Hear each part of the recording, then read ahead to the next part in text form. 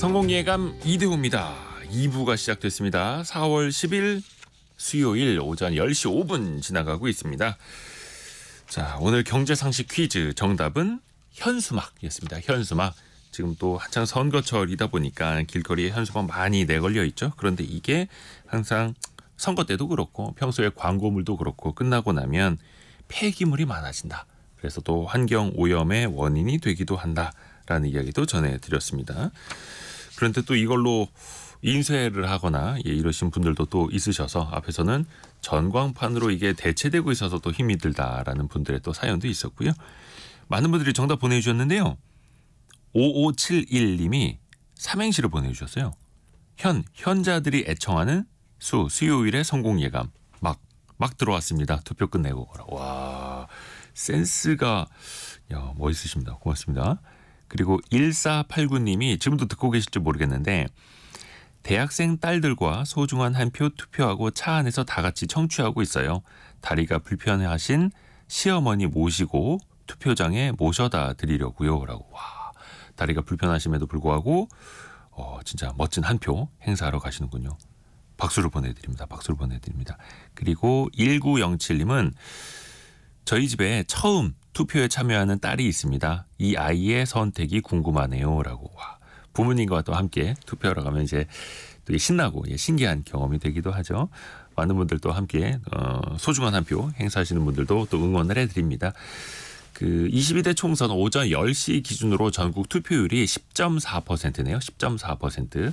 참고로 같은 시간 21대 총선 10시 때 투표율은 11.4%였는데 그때보다는 조금 낮은 투표율이 현재까지 나오고 있네요. 또 오후엔 또 어떻게 될지 모르니까요. 계속해서 지켜보시죠. 그리고 참고로 오후 5시 5분부터는 KBS 1라디오에서 개표방송, 라디오만 따로 라디오 단독으로 개표방송이 진행된다. 하는 것도 참고로 말씀을 드립니다. 내 삶을 바꾸는 선택 2024 총선 1라디오 통해서도 많이 들어주시면 감사하겠습니다. 인터넷 메일은 당연하고요. 요즘에는 사진 같은 거, 동영상 같은 것도 인터넷에 접속해서 인터넷으로 보관하시는 분들 아마 많이 계실 겁니다. 각종 구독형 서비스들도 많이 나오고 있는데요. 그러면서 이 클라우드 서비스, 클라우드 컴퓨팅이라는 표현도 아마 많이 들어보셨을 겁니다. 어디까지 발전하고 어디까지 나아갈 수 있을까요? 미래 생활 사전 시간 조가연 벤처캐피탈리스트와 함께합니다. 안녕하세요. 네, 안녕하세요. 이게 클라우드라는 구름이라는 뜻인데 클라우드 컴퓨팅 이런 표현들 많이 이제 듣거든요.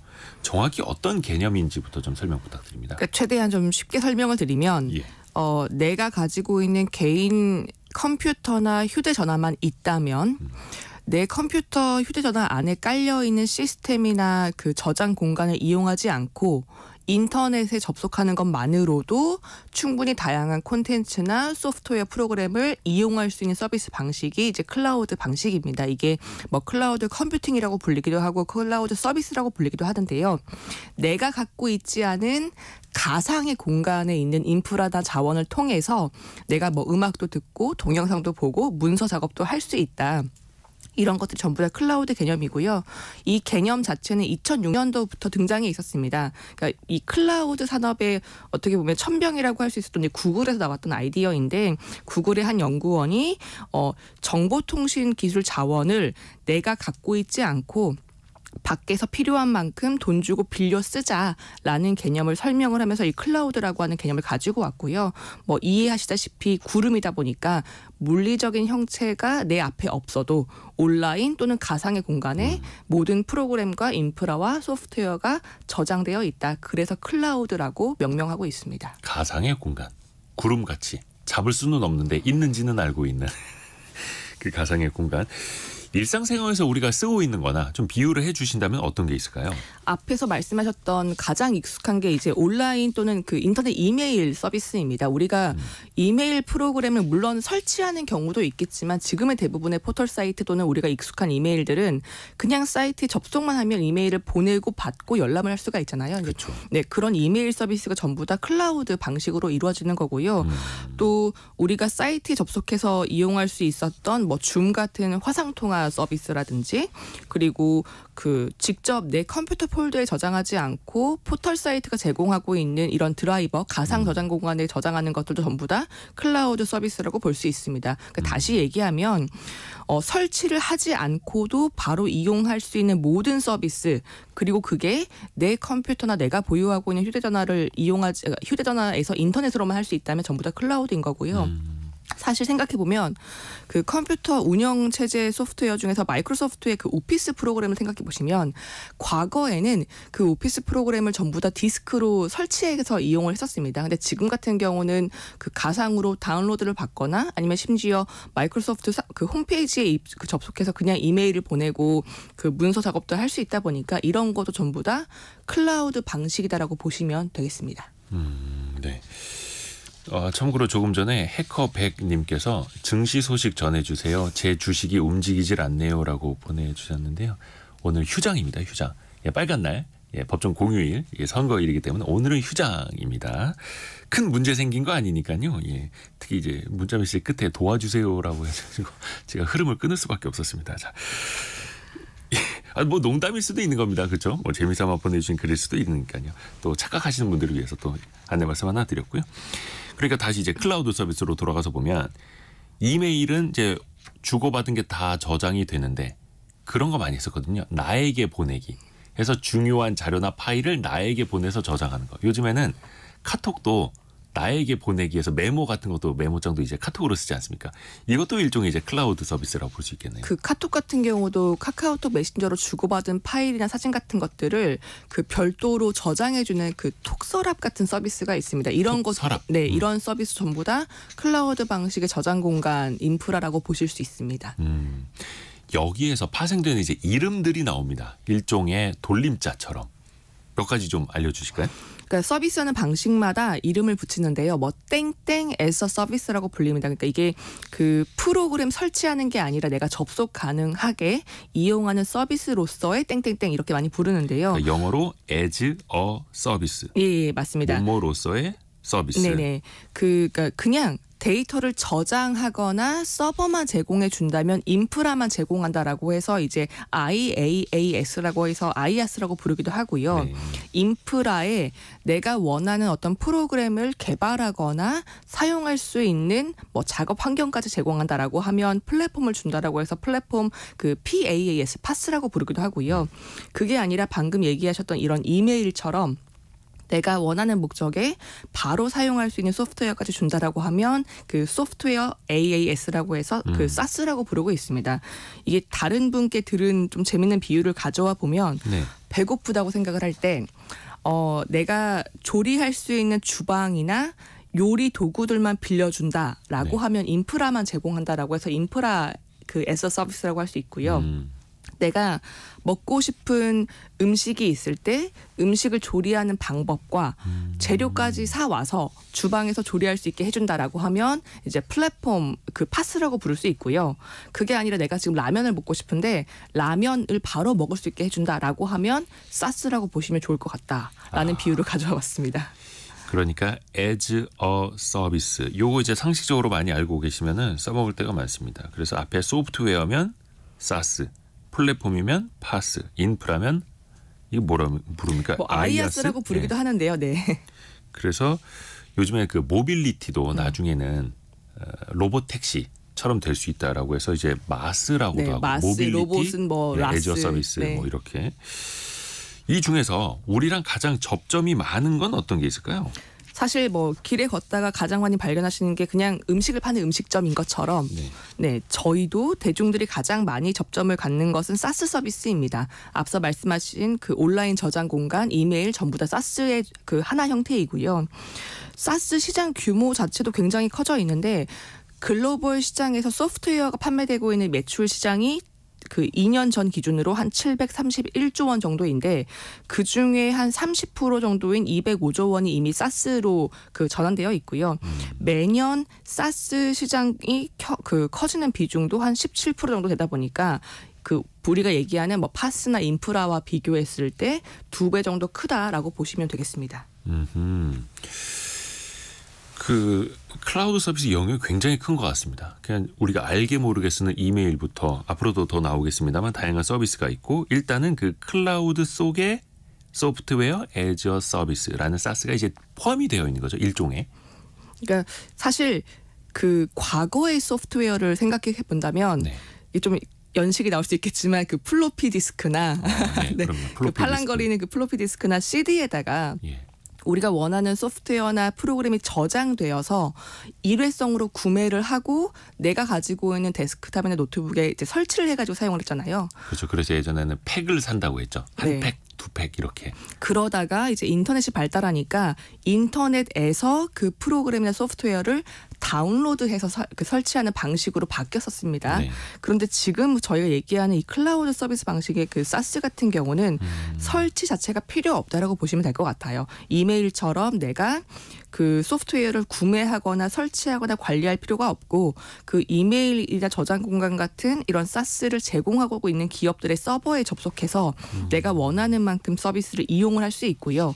동시에 그 프로그램을 내가 업데이트하거나 관리할 필요가 없으니까 좀 편하고 사용자 같은 경우는 인터넷만 접속하면 된다라고 보시면 좋겠습니다. 특히 이러한 것들은 뭐 설치형에서 이런 접속하는 서비스형으로 바뀌는 그 패러다임은 이미 진행되고 있고 특히나 너무 당연하겠지만 통신망이 발달하고 또 대용량 이런 데이터를 처리하는 기술들이 좀 발달하고 그리고 컴퓨터나 휴대전 그 우리가 지금 쓰고 있는 핸드폰 같은 경우는 워낙 고도화되면서 이런 인프라의 전환은 너무 빠르게 이루어지고 있고요. 그렇다 보니까 앞서 말씀드린 뭐 클라우드 방식의 산업, 사스 방식의 산업이 이미 전환되고 있다라고 보시면 좋겠습니다. 플로피 디스크 예전에 저 중학교 때인가요? 고등학교 때인가 게임 하나 깔려면 플로피 디스크 한 10장. 그래서 이제 10분의 1, 10분의 2 계속 바꿔 끼고 나중에 CD로 대체가 됐는데 그 CD도 이제 용량이 커지면서 CD 한 3장, 4장 필요한 그런 것도 설치를 했었고 나중에는 저는 DL이라고 해서 이해를 못했어요. 다운로드를 이제 네네. DL 팩 이렇게 해서 빨더라고요. 그래서 다운로드 받았었고 이제는 다운로드도 필요 없고 그냥 가입만 하면 되는 접속만 하면 되는 이게 이제 사스 서비스다. 이렇게 이해하면 되겠네요. 좋습니다. 이것도 좀 예를 들어 주실까요? 그러면은? 아마도 많이 써보셨을 만한 그 서비스 중 하나가 온라인 가상 저장 공간 서비스입니다. 이게 뭐 클라우드 스토리지라고 부르기도 하고 클라우드 기반의 파일 저장 서비스라고 이제 풀어가지고 얘기하기도 하는데요. 가장 많이 쓰시는 게 뭐 구글 드라이브나 마이크로소프트가 제공하고 있는 원드라이브거나 아니면 이제 조금은 신생 업체인 드롭박스 같은 이런 신생 기업들의 상대적인 신생 기업들의 서비스가 있고요. 생각해 보면 내가 내 컴퓨터 폴더나 핸드폰 저장 공간을 이용하지 않고 인터넷에 존재하는 가상의 폴더, 가상의 공간에 저장을 하는 방식이고요. 그렇다 보니까 이건 역시 사스 방식이라고 볼 수 있습니다. 그 대표 주자가 앞서 말씀드린 이제 미국의 드롭박스인데 글로벌 대기업들을 제외하면 가장 많이 쓰이고 있는 클라우드 저장 서비스 중에 하나입니다. 강점이라고 한다면 이제 이게 그 뭐 마이크로소프트나 애플이나 구글 같은 이런 전통 기업들 소속이 아니다 보니까 윈도우나 맥이나 iOS나 안드로이드나 여러 가지 운영 체제에서 굉장히 자유롭게 연동할 수 있다. 그러니까 이제 내가 어떤 작업 환경으로 접속하든지 간에 온라인 저장 공간에 그 들어가 있는 파일들은 충분히 잘 열람할 수 있다라는 장점이 있고요. 여기가 2018년도에 이미 나스닥 상장을 했습니다. 최근 시총을 보니까 한 80억 달러, 우리 돈으로 한 10조 원 정도가 되는데 연매출이 작년 기준으로 연매출이 우리 돈 한 3조 3천억 원 정도가입니다. 알려진 유료 사용자만 해도 한 1,800명 정도, 1,800만 명 정도 된다라고 얘기를 하고 있고요. 네. 또 다른 그 서비스 중에 하나가 그 슬랙이라고 하는 그 팀들이 같이 협업할 수 있는 소프트웨어가 있는데요. 이게 메신저 같은 거. 네, 맞습니다. 이건 아마 뭐 기업이나 스타트업에 종사하시는 분들은 상대적으로 좀 익숙하실 텐데 네. 기업 안에서 팀들 또는 어떤 조직이 협업을 할 때 이용하기 가장 좋은 그 메신저다라고 보시면 좋겠습니다. 그러니까 어떤 특정한 부서나 팀별로 서로 다른 채팅을 할 수 있고요. 또 특정한 업무나 특정 프로젝트에 참여하는 사람들만 모아가지고 대화를 할 수도 있고 뭐 파일 같은 자료 공유는 당연히 가능하고요. 이게 일일 사용자 수가 적게 집계된 건 매일 1,000만 명, 많이 집계된 건 매일 한 3,000만 명 정도가 쓰고 있다라고 알려져 있고 사실 저도 이제 기존에 업무할 때 많이 썼었는데 정말 써보면 안다라는 그 장점이 명확합니다. 맞아요. 굉장히 여러 가지 협업 프로그램들과 이런 그 오피스 같은 툴들을 하나의 플랫폼에 통합시켜 놓기 때문에 협업을 하기 굉장히 좋은 사스 프로그램이다라고 이야기되고 있습니다. 정말 예전에는 뭐 디스켓 하나, USB 하나 집에 놓고 오면 업무가 안 돼서 막 퀵으로 보내달라 막 이렇게 난리를 피웠었는데 이제는 저도 얼마 전에 노트북을 집에다 놓고 회사에 간 적이 있었는데 어찌어찌 하니까 전혀 불편함이 없더라고요. 온라인으로 다 이제 클라우드로 다 되니까 세상이 바뀌었습니다. 또 요즘에 그 챗 GPT, 오픈 AI에서 나온 챗 GPT 서비스도 많이들 이용하시는데 이것 역시 사스 서비스의 일종 이렇게 또 이해를 할 수 있겠죠? 써보신 분들은 아시겠지만 설치할 필요 없이 이 챗 GPT 그 홈페이지만 들어가면 GPT 챗봇 무료 버전을 쓸 수 있잖아요. 이제 네. 그렇다 보니까 이런 것도 그 접속으로 쓸 수 있는 서비스형 소프트웨어, 다시 말하면 이제 사스라고 볼 수 있고요. 특히 이렇게 AI까지 붙어 있는 그 사스 시장이 굉장히 유망하긴 합니다. 뭐 마이크로소프트나 그 구글 같은 경우도 본인들의 이미 서버에다가 이런 AI를 덧붙여서 좀 더 고도화된 사스를 만들려고 노력을 하고 있고요. 물론 이건 역시 굉장히 그 여러 가지 인프라가 고도화되었고 통신망이 좋아졌고 데이터 센터가 굉장히 커졌기 때문에 이런 인프라가 가능했던 거기도 하고요. 특히 최근 같은 경우에는 챗봇 서비스뿐만이 아니라 이 챗 GPT를 통해서 내가 원하는 프로그램도 만들 수 있고 이런 기능들이 덧붙여가면서 단순히 사스가 아니라 앞서 말씀드렸던 파스, 그러니까 AI 기반의 파스 시장으로도 성장을 하고 있습니다. 파스가 아까 그 플랫폼 애저 서비스 이렇게요. 벤처 캐피탈 업계에서도 특히 이제 투자 측면으로 바라볼 때 이 사스 클라우드 시장을 또 많이 주목할 수밖에 없겠네요. 그러니까 원래도 그 이런 사스 클라우드 시장으로 전환을 하면서 원래도 유망했던 시장이긴 한데 네. 코로나19가 많이 바꿔놨습니다. 그러니까 코로나19 때 저희가 생각해보면 재택근무나 원격 수업을 할 때 봤던 그 프로그램들이 거의 다 사스 방식이기도 하고요. 또 우리가 많이 즐겨보는 온라인 동영상 서비스들, 스트리밍 서비스 같은 OTT 같은 것들도 대부분 클라우드로 운영되고 있습니다. 그렇다 보니까 일반 대중들이 이런 클라우드 기반의 서비스, 사스를 이용하는 접점이 굉장히 늘어났고요. 특히나 투자 관점에서 본다면 2022년도 기준으로 그 우리 돈으로 한 254조 원 정도가 그 벤처 캐피탈 투자 금액으로 집계가 됐는데 그 중에 한 45%, 그러니까 크게는 거의 절반 가까이가 이런 사스 스타트업들에 집중되어 있었습니다. 이런 것들을 본다면 정말로 이제는 흔히 이야기하는 뭐 유니콘 또는 뭐 데카콘 기업들이 사스에서 많이 나오고 있구나, 배출되고 있구나라고 하는 것들을 좀 반증하는 것 같습니다. 네.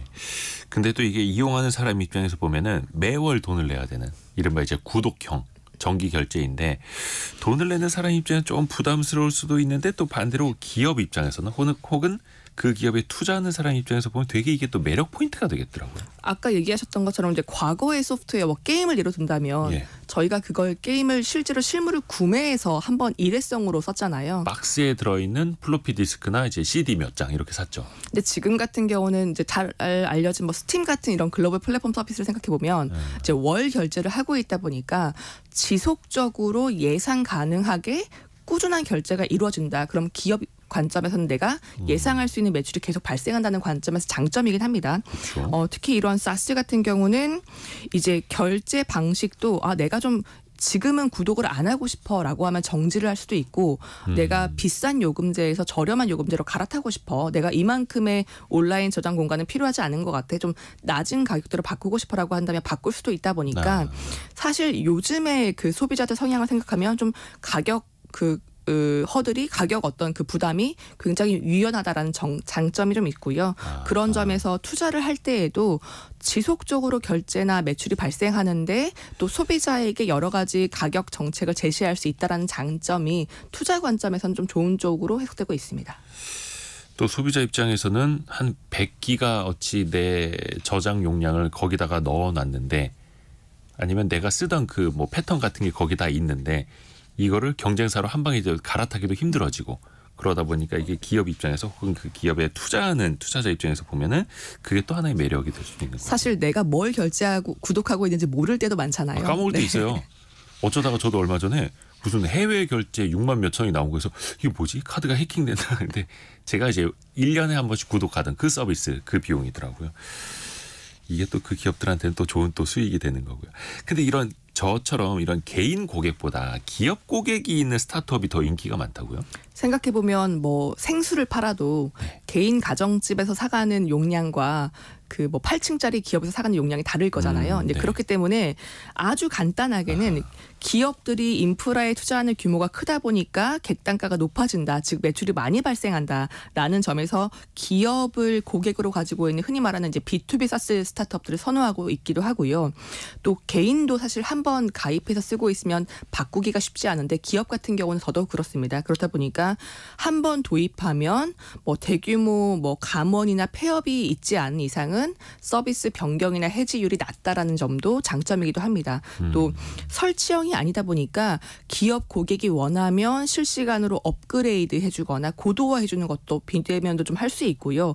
또 동시에 우리가 지금까지는 이런 A부터 뭐 G까지만 기능이 있었는데 추가 기능이 생겼어요라고 하면서 정기 구독 가격을 조금 높일 수도 있습니다. 그렇다 보니까 매출을 확대할 수 있는 가능성이 높다라는 점 때문에 이제 이런 기업을 고객으로 가지고 있는 B2B 사스 스타트업들이 좀 유망하다라고 보이고 있고요. 이제 소위 얘기해서 이게 이제 월간 결제, 연간 결제 하면서 이탈률이 좀 낮다 보니까 소위 이제 뭐 알짜배기 매출이 나온다라는 점들을 좀 강조하고 있습니다. 4013님이 업데이트되면서 구독료가 점점 올라가고 있어요라고 또 지적을 또 해주셨습니다. 그러면 이제 기업들이 이제 어떻게 보면 이제 사스 기업들에게는 굉장히 큰 선 고객인데 정작 기업들은 그러면 클라우드 특히 이제 사스 서비스를 많이 도입하는 추세입니까? 사실 지난 몇 년 동안 굉장히 폭발적으로 성장했다라고 숫자로는 그렇게 보이고 있고요. 네. 원래도 기업을 대상으로 한 이런 IT나 정보통신 인프라 비즈니스는 존재했습니다. 다만 그때에는 자체적으로 내부에 서버를 두고 소프트웨어를 설치해야 되는 소위 이제 온 프레미스 시장이라고 불렸던 산업인데요. 다시 얘기해드리면 기업이나 특정 조직이 본인들이 필요한 만큼 하드웨어나 소프트웨어 같은 이런 뭐 컴퓨터 환경이나 그 프로그램들을 자체적으로 구입을 해서 구축하고 유지 관리하는 것들이 이제 온 프레미스 시장이었습니다. 생각해보면 뭐 오피스나 한글 프로그램 같은 것들도 모든 컴퓨터마다 깔아가지고 이제 운영을 했었었고요. 이게 좀 안 좋은 점이 아무래도 초반에 컴퓨터도 많이 사야 되고 내부의 서버 인프라도 만들어야 되고 하다 보니까 초기 이제 구축 비용이 좀 상대적으로 높은 편이고요. 또 유지 보수도 물론 외부의 그 온프레미스 서비스 회사가 해주기도 하지만 어느 정도는 직접 해야 되는 것들도 있고요. 또 생각해보면 사람이 늘거나 줄면 그만큼 유연하게 뭐 서버를 줄이거나 늘리기는 쉽지 않습니다. 네. 그러니까 좀 약간 경직되어 있는 인프라였다라고 보기도 하고요. 또 요즘 같은 경우는 왜 회사에서 일을 할 때도 우리 데이터를 가지고 일을 하자라는 얘기를 많이 하는데 네. 사실은 이렇게 컴퓨터나 어떤 인프라 서버마다 데이터나 이 정보가 분산되어 있다 보니까 좀 의미 있는 데이터를 한눈에 보기 어려웠다라는 것들이 이제 기존의 어떤 기업 인프라 산업의 단점 또는 약점으로 이야기되고 있는 부분들입니다. 반대로 지금 저희가 이야기하고 있는 이제 클라우드 방식의 사스 인프라 같은 경우는 사실은 뭐 소프트웨어를 이제 구독하면 되다 보니까 초기 비용이 조금 덜 들어간다라는 게 있고요. 또 내가 뭐 직접 이거 그 고장난 거 바꿔주세요. 아니면 업데이트 해주세요라고 말하지 않아도 서비스를 제공하는 업체가 알아서 제공을 해주고 있고요. 그렇죠. 네. 그리고 기업이 좀 사람이 늘고 줄어드는 이런 조직 상황에 맞게 좀 유연하게 구독 모델을 바꿔간다는 점도 장점이기도 하고요. 그래서 최근 같은 경우에는 이런 기업 고객을 대상으로 인프라를 클라우드 방식으로 제공하는 이제 B2B 사스 기업들에 대한 그 시장이 좀 커지고 있다라고 이야기하고 있습니다. 직원이 퇴사하더라도 그 아이디만 삭제하면 되는 또 이런 또 간편함도 있는 거고 지난번에 코로나 때도 우리가 많이 느꼈습니다만 재택근무, 원격 근무가 가능한 배경에도 이 클라우드 또 사스 서비스가 있는 거고요. 기업들 입장에서는 그럼 훨씬 더 유리할 수 있겠네요. 이걸 이용하는 게 훨씬 더 유리하다라는 거고. 근데 이제 UI, UX라고도 하죠. 그 인터페이스라든지 사용자 경험에 또 익숙해져 버리면 그것도 직원들 한 100명, 뭐 500명이 익숙해져 버리면 이걸 또 바꾸기도 또 쉽지는 않을 테고요. 생각해 보면 우리한테 익숙한 게 넷플릭스 같은 OTT 서비스도 사스 서비스로 볼 수 있겠죠? 그러니까 넷플릭스 자체도 온라인 스트리밍 서비스를 제공하고 있으니까 사스라고 볼 수도 있고요. 네. 또 넷플릭스 자체도 본인들의 인프라를 설치형에서 사스형으로 바꾸면서 혜택을 보기도 했습니다. 사실 넷플릭스가 맨 처음에 사업 시작은 온라인을 통해서 주문형으로 원하는 DVD를 보내주는 사업을 하다가 배달을 하다가 이제 온라인 스트리밍 서비스로 이제 그 사업을 전환시켰는데요. 근데 이 과정에서 본인들이 가지고 있던 인프라를 대대적으로 클라우드 온라인 공간으로 이제 이사를 한다라는 그 과정을 거쳤습니다. 네. 그 이유가 뭐냐면 원래는 대규모 데이터 센터를 구축해가지고 이 그 서버를 돌리고 있었는데 한 번 3일 정도 이 데이터 센터에 사고가 났던 게 있더라고요. 이제 그러다 보니까 오프라인 물리적인 공간 하나에 사고가 나면 이제 서비스가 좀 흔들리다 보니까 이럴 바에는 우리가 온라인으로 바꾸자라고 해서 클라우드 인프라로 온라인 이사를 했고요. 그 결과 2016년에는 가지고 있던 오프라인 데이터 센터를 모두 폐쇄시켰습니다. 그러니까 오프라인 공간 데이터 센터는 존재하지 않고요. 모든 정보와 그 전산 시스템을 100% 클라우드로 돌리고 있고 넷플릭스가 그동안 했던 인터뷰들을 보면 그 덕분에 우리가 좀 원활한 글로벌 그리고 실시간 스트리밍 서비스를 할 수 있게 됐다라고 얘기를 하고 있고 또 그 클라우드 서버 같은 경우는 원하는 만큼 사이즈를 키웠다가 줄일 수 있다 보니까 굉장히 큰 저장 용량을 몇 분 안에 추가할 수도 있다. 그런 장점이 있다라고 얘기는 하고 있습니다. 외부의 데이터 센터를 더 위탁해서 사용하기도 하고 넷플릭스가 기술적으로 많이 발전해 있더라고요. 예를 들어서 스트리밍이 몰리는 시간에 왜 버퍼링이 뜰 수 있는데 그걸 사람들이 많이 안 보는 시간에 데이터를 그쪽으로 먼저 보내놔서 마치 이제 물류센터에서 수요가 몰리기 전에 물건 그쪽으로 먼저 보내놓는 것처럼 신기한 게 많이 있습니다. 그러면 이 사스, 소프트웨어 애저 서비스, 이 사스를 이끌어가는 기업들은 또 어디가 있을까요? 대표적인 기업들은 그냥 머릿속에 떠오르시는 대기업들입니다. 마이크로소프트, 구글, 그리고 오라클 세일즈포스 같은 이런 인프라 기업들이 전부 다 미국에 기반한 그 사스 IT 대기업들이고요. 네. 사실 그 인프라나 그 사스 서비스 영역에서 거의 점유율을 핑퐁하면서 경쟁을 하고 있습니다. 대부분 1위, 2위를 앞다투고 있는 상황이고 사실 우리에게는 어쩌면 설치형 기업으로 좀 더 익숙했을 만한 어도비 같은 그 디자인 프로그램을 판매하고 있는 어도비 같은 경우도 포토샵 같은 거. 네, 2011년도부터 이미 설치형 소프트웨어 사스로 전환을 하고 있습니다. 그래서 여기도 이미 대표적인 사스 기업 중에 하나다라고 보시면 되겠습니다. 근데 이제 각종 기업들이 앞에서 이야기했던 것처럼 구독 경제라든지 정기 결제로 사람들이 이제 붙잡아 놓으려고 하고 그렇게 이용하기 위해서 클라우드 또 사스 서비스를 이용하는 건데 마이크로소프트가 그 챗 GPT 만든 오픈 AI에 전략적인 투자를 했잖아요. 엄청난 금액을. 이것 역시 뭔가 좀 구독 경제형으로 가져가려고 하는 거죠. 그러니까 마이크로소프트가 가지고 있는 클라우드 인프라 서비스가 애저라고 하는 이름으로 이용되고 있는데요. 네. 이 애저가 항상 아마존의 AWS와 경쟁을 했었습니다. 그러니까 1, 2위를 치열하게 다퉜고 사실 이런 클라우드 인프라를 어떻게 잘 쓸 수 있지? 어떻게 이걸 더 키우고 점유율을 높이고 매출을 높일 수 있지라는 고민을 많이 했던 것 같아요. 사실 생성형 AI 시장을 생각해보면 기존과 비교하기 어려울 정도로 막대한 크기의 네트워크와 막대한 크기의 데이터 처리가 필요합니다. 그러려면 온라인으로 돌아가는 클라우드 인프라가 굉장히 탄탄하게 받쳐줘야 되고요. 사실 마이크로소프트 같은 경우는 그럼 전략적으로 향후에 인터넷 그 사용을 가장 많이 할 만한 영역을 좀 선점해 보자라는 판단을 했던 것 같습니다. 그래서 본인의 파트너사이자 자회사인 그 오픈 AI에 투자를 함으로써 이 챗 GPT의 인프라를 본인들의 애저 위에 올려놓은 거고요. 실제로 그 판단이 좀 유효했던 것 같은 게 사실상 이런 초대형 생성형 AI 시장에서는 마이크로소프트가 1차 승리자라고 보고 있고요. 그 덕분에 그 마이크로소프트의 그 클라우드 인프라 애저가 2027년 기준으로 이 클라우드 인프라 시장에서는 아마존을 제치고 시장 점유율이 1위가 될 것이다라고 예상은 하고 있습니다. 어떻게 보면 이제 데이터를 위탁 보관해주는 창고 사업인데 그 창고 안에 사람들이 와서 계속해서 이용할 수 있는 콘텐츠를 담는 것. 그렇게 해서 이제 AI 서비스까지 붙이는 거고요. 근데 지금은 우리가 아마존이니 또 얼마 전에도 메타라든지 마이크로소프트 이야기를 많이 하고 있는데 이 사스 시장의 부흥기를 이끈 기업이 주인공이 또 따로 있다면서요? 아까 이제 B2B 사스의 유망함을 좀 말씀드렸는데 그 시작점인 회사가 있습니다. 그 1999년도에 설립한 세일즈포스라고 하는 미국 기업이 대표적인 클라우드 기반 B2B 사스 기업이라고 할 수 있고요. 세일즈포스 기업이 뭐 하는 회사입니까? 여기가 그러니까 기업 고객을 위해서 어떤 통합된 고객 데이터 관리, 그러니까 예를 들어 마케팅 뭐 메일을 맞춤형으로 전송을 해준다거나 고객들의 그 데이터를 통합해가지고 어떤 대리점에서 어떤 그 고객 관리를 하면 좋을지 안내해준다거나 뭐 자동 챗봇 같은 경우도 있고요. 그러니까 흔히 얘기해서 기업을 위해 모든 업무를 클라우드로 처리해주는 플랫폼을 가지고 있다고 보시면 좋을 것 같습니다. 그러니까 세일즈를 강력하게 지원해 줄 수 있는 회사. 그래서 세일즈포스. 네네. 사실은 이것과 동일한 서비스를 오라클이라고 하는 대기업이 설치형 방식으로 이미 하고 있었습니다. 근데 그것과 정반대로 온라인 기반으로 시작한 게 세일즈포스이고요.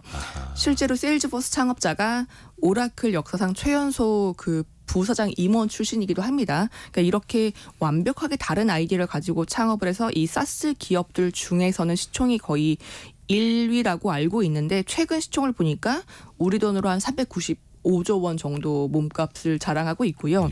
매출액도 2022년 기준으로 265억 달러. 그러니까 이게 2004년부터 2022년도까지 1억 달러에서 265억 달러로 매출이 거의 250배 넘게 성장을 했는데 정반대에 있던 오라클 같은 경우는 같은 기간 동안 매출이 한 4.5배 정도 성장을 했다는 걸 보면 그만큼 B2B 사스 시장이 굉장히 빠르게 성장을 해왔고 되게 압축적인 성장을 했다라고 볼 수 있겠습니다. 근데 이 세일즈포스가 M&A 인수합병도 활발하게 하나요? 앞서 말씀드렸던 슬랙이라고 하는 그 기업형 협업 프로그램을 인수한 게 대표적인 사례입니다. 사실 세일즈포스는 2013년도 이후에 우리 돈으로 1조 원 넘는 인수만 5개 이상 했었고요. 가장 주목할 만한 게 이 슬랙인데 슬랙을 2021년도에 우리 돈으로 한 30조 원 정도의 인수를 했습니다. 근데 이 30조 원이라고 하는 금액이 2027년도에 전 세계 이 협업 소프트웨어 산업 자체가 그 정도 규모일 것이다라고 전망하고 있거든요. 그러면 그 시장 전체에 맞먹는 돈을 주고 인수를 한 거고요. 왜 인수했냐라고 이유를 찾아보면 사실 기업 안에서 모든 의사소통을 슬랙으로 한다라고 가정했을 때 그러면 기업 안에 있는 모든 데이터가 슬랙으로 모이는 겁니다. 소위 얘기해서 이제 데이터의 허브다.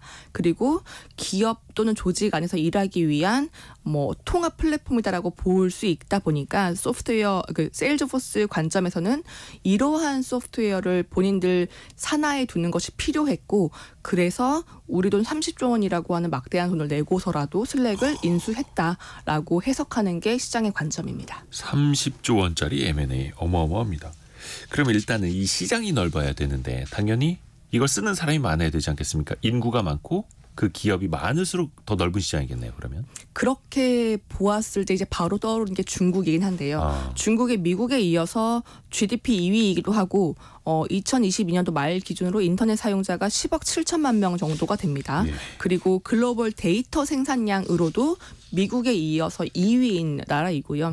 당연히 중국 같은 경우도 클라우드 산업이 굉장히 발달을 했는데 다만 우리가 얘기하는 바로 쓸 수 있는 이 사스 시장보다는 이제 인프라나 플랫폼과 관련된 클라우드 서비스가 좀 더 개발되어 있고요.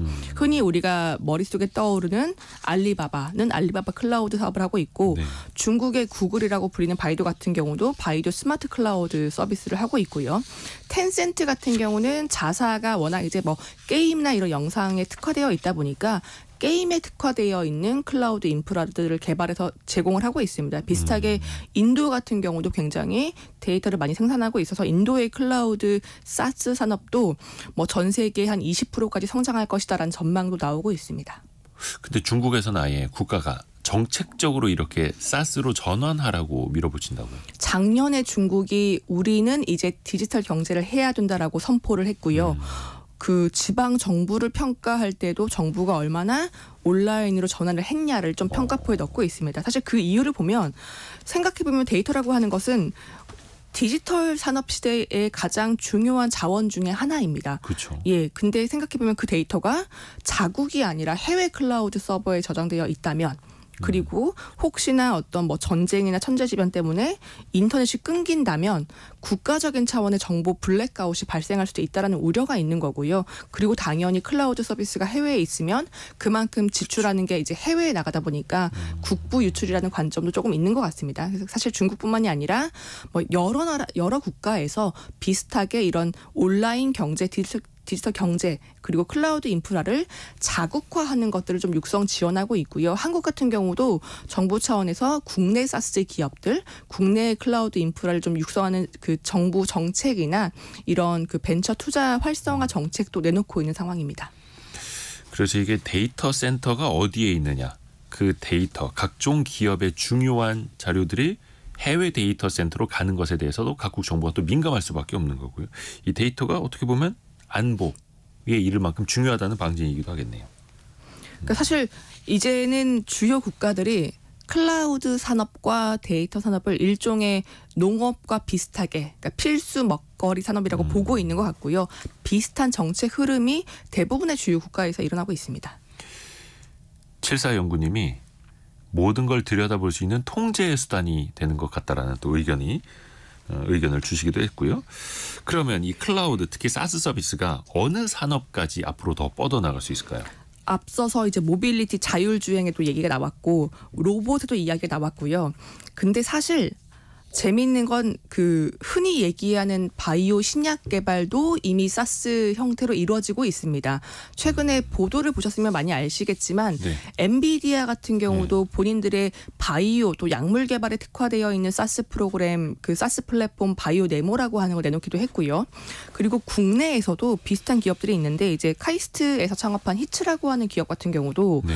약물 개발을 구독형 AI 플랫폼에서 할 수 있도록 만들어왔습니다. 그러니까 우리가 보통 약 개발한다라고 생각하면 실험실 안에서 실험을 해가면서 굉장히 많은 장비들을 두고 좀 공간의 제약을 두고 한다라고 생각할 수 있는데 네. 이 회사가 개발한 그 AI 신약 개발 플랫폼을 보면 그냥 노트북 하나를 가지고서 온라인 사이트에 접속해서 가상의 공간에서 가상의 약물 분자 구조를 만들어 보고요.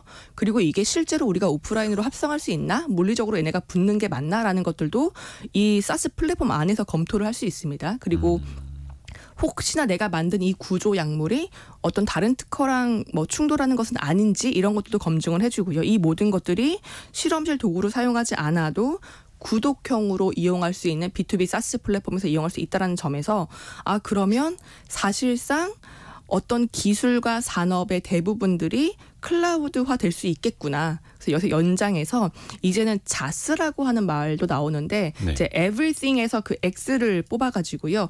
XAAS라고 해서 뭐 무엇이든지 온라인 접속만 되면 쓸 수 있는 시대가 온다. 그래서 뭐 자스 시대가 온다라는 이야기도 하긴 합니다. 대박이네요. 그 사실 실험실에서 이 약물이 이제 작용이 되는지 제대로 작동되는지 하나하나 대조를 해봐야 되는데 그게 이제 필요 없는 시대. 또 엔비디아는 그 수백만 수천만 가지의 경우의 수를 또 한꺼번에 계산해주는 또 그런 것도 선보이고 있는 거고. 혹시 아까 그 카이스트의 교수가 창업한 히츠라는 것도 잠깐 설명해 주셨는데 또 다른 우리나라 기업들, 우리나라 기술 수준 좀 알 수 있는 기업들은 또 어디가 있습니까? 잘 그 일반 대중분들에게는 좀 익숙하지 않으실 수 있겠지만 사실 한국에 클라우드형 사스 기업들 굉장히 많습니다. 집계로만 해도 1000개가 넘는다라고 얘기를 하고 있고 다만 아직까지 유의미하게 성장하는 기업들은 이제 막 활발하게 커가는 단계라고 보시면 되겠습니다. 예를 들어서 특히 이제 코로나 동안 이런 그 재택근무나 이런 그 재택 또는 원격으로 기업을 관리할 수 있는 프로그램이 많이 생겼는데요. 네. 한국의 슬랙이라고 불릴 수 있는 잔디 같은 서비스도 있고요. 네. 또 이메일이나 카톡으로 전자 계약을 맺을 수 있는 모두사인 같은 기업도 있고요. 또 기업용 인사관리 사스인 시프티 같은 것들도 있습니다. 그리고 이미 기업 가치 1조 원을 넘은 유니콘 기업들도 뭐 샌드버드나 IGA웍스 같은 이런 B2B 사스 기업들이 성장을 해 있는 상황이고요. 다만 아직은 이제 세분화시키면서 성장 단계에 있다 보니까 뭐 글로벌 시장에서의 어떤 점유율이나 경쟁력보다는 국내 그 산업에 맞는 그 침투를 얼마나 하고 있느냐를 좀 더 중점적으로 보는 것 같습니다. 이 클라우드 사스 시장 당연히 이제 앞으로도 성장을 할 텐데 이 시장 어떻게 전망하시는지도 마지막으로 좀 마무리해 보죠. 앞서 말씀드렸던 것처럼 기업들마다 클라우드로 또는 사스 인프라로 전환하는 것들은 이미 하고 있고 네. 사실 뭐 드롭박스나 이런 슬랙 같은 경우도 꽤 많은 대중 사용자들에게 친숙해지고 있습니다. 뭐 사스 같은 경우는 굉장히 많이 산업이 커져 있어서 그 미국 같은 경우는 사스 비즈니스를 하는 기업들에게만 전문적으로 대출해주는 회사가 또 유니콘이 되기도 했고요. 그만큼 산업의 성숙도가 굉장히 높다라고 보시면 좋을 것 같고, 다만 이제 그 B2B 사스 같은 경우들은 뭐 얼마나 그 기업과 그 산업 입맛에 맞는 서비스를 빠르게 출시해서 시장 점유율을 침투해갈 수 있느냐가 우리가 판단해야 될 첫 번째 근거인 것 같고요.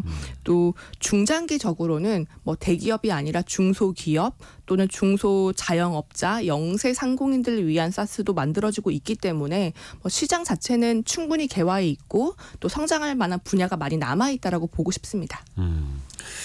오늘은 클라우드 그 중에서도 소프트웨어, 애저 서비스, 이 사스 시장에 대해서도 살펴봤습니다. 벤처 캐피탈리스트 조가연님과 함께했습니다. 고맙습니다. 네, 감사합니다. 라디오 정보센터 다녀옵니다. 제22대 국회의원 선거 투 개표 관리를 책임지는 중앙선거관리위원회 소속 직원 3천여 명 전원이 오늘 오전 6시 전부터 비상근무 체제에 돌입했습니다. 투표소는 전국 14,259곳에 설치됐고 개표소는 254개가 마련됐습니다. 인천항만공사는 올해 1분기 인천항을 이용한 국내외 관광객이 지난해 같은 기간보다 71%가량 증가한 25만 명으로 집계됐다고 밝혔습니다. 2019년 12월 이후 4년여 만에 한중일 3국 정상회의 개최 일정이 다음 달 26일에서 27일 전후로 검토되고 있다고 일본 요미우리 신문이 보도했습니다.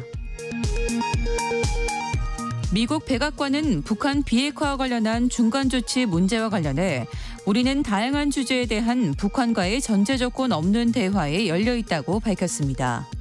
지금까지 라디오 정보센터 뉴스 정한나였습니다.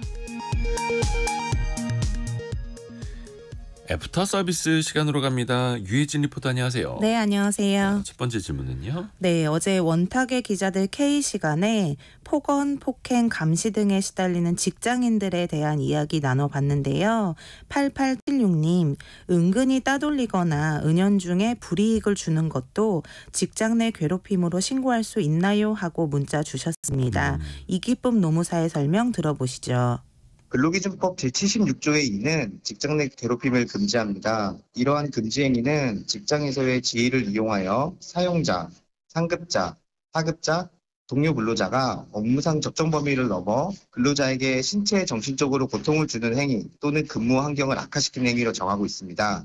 고용노동부는 흔히 말하는 따돌림을 직장 내 괴롭힘의 예시 행위로 정하고 있으며 무엇보다도 이는 각 개별 사항에 따라 판단하여야 합니다. 따라서 따돌림 행위도 직장 내 괴롭힘으로 인정될 수 있고 이를 입증할 수 있는 자료 또는 차별 행위임을 확인할 수 있는 자료를 구비하여 법적인 과정을 통해서 직장 내 괴롭힘에 해당할 수 있는지를 판단하는 것이 가장 중요하다고 생각됩니다. 그리고 프랜차이즈 관련된 질문도 들어와 있네요. 네, 어제 경제뉴스 브리핑 시간에 프랜차이즈 가맹점 평균 매출이 회복됐다 이런 소식 전해드렸는데요. 2145님, 프랜차이즈 할 때 본사가 얼마까지 가져갈 수 있다. 이게 법적으로 정해져 있나요? 라는 질문 주셨고요. 법무법인 대륜 방인태 변호사에게 답을 들어봤습니다. 프랜차이즈 계약 관계에서 본사는 가맹점으로부터 가입비, 교육비, 상표 사용료 등의 다양한 명목의 비용을 받고 있는데요. 이러한 비용은 모두 가맹금에 해당합니다. 그 가맹사업법에서는 이러한 가맹금의 상한을 명시적으로 제한하고 있지는 않고 있습니다. 다만 가맹금은 프랜차이즈 계약서에 반드시 명시되어야 하고 공정거래위원회 가맹사업 정보 제공 시스템 사이트에서는 국내 가맹사업자의 가맹금에 관한 정보를 투명하게 공개하고 있습니다. 따라서 프랜차이즈 계약을 체결하시기 전에 공정거래위원회 사이트 정보를 확인하시고 가맹계약서 내용을 꼼꼼하게 확인하신다면 부당한 프랜차이즈 계약으로 인한 피해를 막을 수 있으실 것으로 생각됩니다. 그리고 5389님이 15년 전에 실손보험을 가입했는데 그동안 병원에도 잘 가질 않았습니다. 4세대 상품으로 전환하면 보험료가 그대로인데 전환하지 않으면 10만 원 이상 더 납부해야 합니다. 어떻게 하는 게 현명할까요? 라고 문의 주셨어요. 네, 재무설계 컨설팅 전문업체 글로벌 금융판매 이항준 팀장에게 자문을 구해봤습니다. 지금 가지고 있는 보험이 1세대 보험인 것으로 보이는데 1세대에 비해 4세대 실손은 보험회사에서 공제하는 부분이 많다고 합니다. 대신 장점은 지금처럼 병원을 안 가면 나이에 따라서만 보험료가 올라가고요. 병원을 많이 다니면 보험료가 또 많이 올라가는 구조입니다. 1세대는 병원을 안 가도 오르는데 4세대는 병원을 가면 더 많이 오르는 겁니다. 작은 건 포기하고 큰 돈이 들어가는 경우에 보상을 받고 싶다면 4세대로 전환을 하는 것이 좋고 보장 범위가 더 넓은 것이 좋으시다면 1세대를 유지하는 것이 낫습니다. 1세대든 4세대든 구조 자체는 보험료가 갱신할 때마다 오르는 것이기 때문에 잘 판단하셔서 결정하시기 바랍니다. 1세대 실손보험은 많이 내고 많이 보장받고 네. 4세대는 적게 내고 적게 보장받는 이 흐름인데 네. 본인의 연령대하고 그러니까 현재까지 과거가 중요한 게 아니라 앞으로 내가 병원을 많이 그쵸. 가게 될지 앞으로 내 몸이 어떻게 될지 그걸 한번 생각해 보시면 좋을 것 같습니다. 다음 질문은요. 네, 어제 퀴즈 정답이 비급여였는데요. 이현철님, 비급여 병원 영수증 받으면 구분은 되어 있는데 구분 기준은 모르겠어요 하고 질문을 하셨는데요. 네. 영수증을 받으면 급여와 비급여로 표가 나눠져 있고요. 네. 급여 부분은 표 왼쪽에 일부 본인 부담금이란 부분이 있기 때문에 본인 부담금과 공단 부담금이 같은 라인에 표시가 됩니다. 그리고 비급여는 전액 본인 부담, 선택 진료료 이외 등의 항목으로 오른편에 표시가 됩니다. 공단 부담금을 제외하고 일부 본인 부담금과 비급여 부분을 환자가 내게 되는 것이고요. 구분 기준은 건강보험에서 보장을 해주냐 안 해주냐의 차이입니다. 급여라고 하는 것은 건강보험공단과 환자가 나눠내는 비용을 부담하는 것이고 비급여는 전액 환자가 부담해야 하는 치료라고 보시면 됩니다. 네. 이어지는 질문은요. 8540님, 급여와 비급여 구분 항목을 어디서 알 수 있을까요? 하셨습니다. 앞에서 이제 유혜진 리포터가 그게 영수증에도 적혀 있다. 병원에서 주는 영수증에 적혀 있다라고 말씀을 해주셨고요. 또 건강보험 심사평가원 홈페이지에 들어가셔서 진료비 정보를 클릭해서 보시면 각 병원별로 비급여 항목, 치료 항목은 어떤 게 있고 그리고 그 비용이 얼마 있는지도 지역별, 병원별로 나눠서 또 조회를 해볼 수가 있습니다. 그러니까 도수치료가 A 병원은 얼마고 B 병원은 얼마고 이것까지도 직접 비교를 해보실 수 있습니다. 해서 이걸 참고하시면 될 것 같네요. 유혜진 리포터와 함께했습니다. 고맙습니다. 감사합니다. 자, 성공예감 2대5입니다. 4월 10일 수요일 순서 모두 마칠 시간인데요. KBS 1라디오가 단독으로 오후 5시 5분부터 22대 국회의원 선거 개표 방송을 직접 보내드립니다. 내 삶을 바꾸는 선택 2024 총선. 이것도 많은 청취를 부탁드리겠습니다. 또 저희는 내일 아침 9시 5분에 다시 뵙겠습니다. 성공예감은 오늘도 여러분을 응원합니다.